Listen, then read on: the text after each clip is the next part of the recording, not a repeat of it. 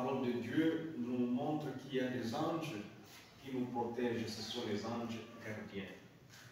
Mais quelquefois nous oublions que nous sommes là, que les anges sont là pour nous.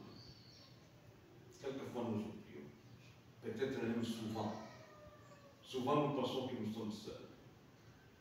Nous ne sommes jamais seuls, parce que Dieu nous a donné déjà des gardiens, les anges. Chacun a au moins son ange gardien. Et se promène avec lui partout. C'est cet ange-là qui les guide et qui les protège. Pour dire que nous devons être attentifs à leur présence et nous rappeler toujours que nous ne sommes jamais seuls. Peut-être nous allons dire, mais pourquoi nous péchons alors que nous sommes avec les anges qui nous protègent? Parce que nous écoutons la voix des anges des ténèbres. Si nous tombons dans le mal, c'est parce que nous avons écouté la voix des anges des ténèbres. Mais si nous sommes attentifs aux anges de lumière, nous ne serons jamais dans une situation qui déplaît à Dieu. Alors, les anges, les 16 anges se distinguent par l'obéissance à Dieu. Ils se distinguent par l'obéissance à Dieu. Pour dire qu'ils n'iront jamais à l'encontre de la volonté de Dieu. Jamais.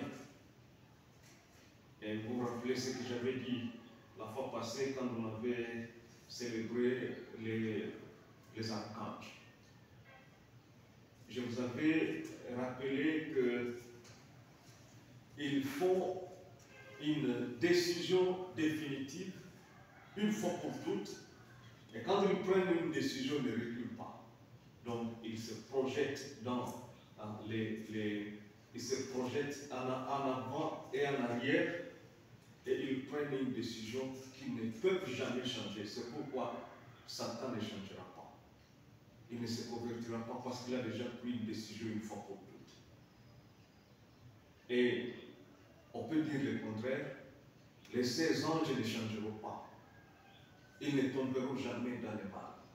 Parce qu'ils ont déjà pris une décision de faire le bien une fois pour toutes. Pour dire qu'il n'y aura jamais un deuxième Satan. Satan est l'unique qui a désobéi à Dieu avec ses démons. Ces démons, ce sont ces anges qui constituent son armée. Mais les 16 anges qui sont restés fidèles à Dieu, les resteront éternellement parce qu'ils ont fait une décision une fois pour toutes. Donc les 16 anges se distinguent par la fidélité à Dieu, et cela est définitif. Alors,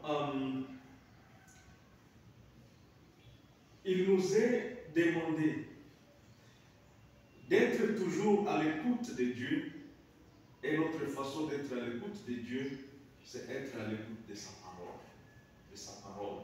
La première lecture nous montre comment les enfants d'Israël ont été à l'écoute de la parole quand les scribes Esdras étaient en train de lire cette parole pour le peuple de Dieu. Il y a quelque chose d'intéressant ici. Ils ont lu la parole à tous les hommes, toutes les femmes et tous les enfants qui avaient déjà la capacité de comprendre.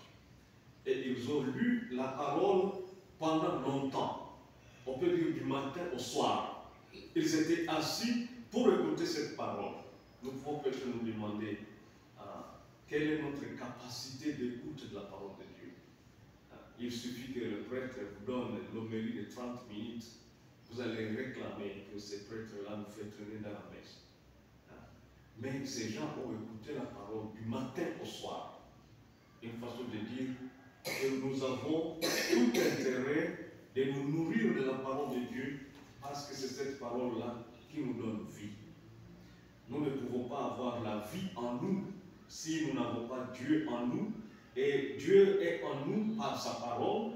Et nous devons donc écouter cette parole pour nous laisser fasciner par cette parole et nous amener à la voie normale, la voie que Dieu a placée devant nous pour que nous puissions la suivre pour la vie éternelle. Nous demandons au Seigneur de nous aider à être attentifs à sa parole tous les jours pour que nous soyons fidèles à lui comme les 16 anges.